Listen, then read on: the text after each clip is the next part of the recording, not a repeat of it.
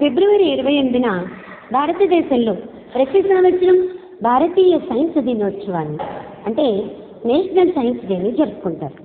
భారతీయ భౌతిక శాస్త్రవేత్త sir C V Raman 1928 ఫిబ్రవరి 28న Raman effect కనుగొన్న జ్ఞాపకార్థం ప్రతి సంవత్సరం ఫిబ్రవరి 28న జాతీయ సైన్స్ దినోత్సవం జరుపుకుంటారు.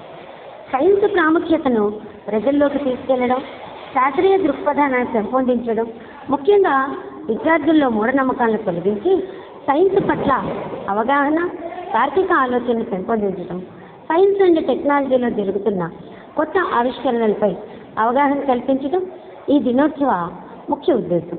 ఫిబ్రవరి 28, 1928న సర్ సివి రామన్ కాంతి పరిక్షేపణం అంటే స్కాటరింగ్ ఆఫ్ లైట్ పై తన పరిశోధనను ప్రకటించారు.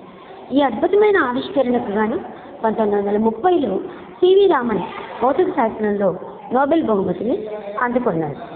1986లో భారత ప్రభుత్వం ఫిబ్రవరి 28ని జాతీయ సైన్స్ దినోత్సవంగా ప్రకటించింది. 1987లో ఈ దినోత్సవాన్ని మొట్టమొదటిసారిగా జరుపుకోవడం ప్రారంభించారు.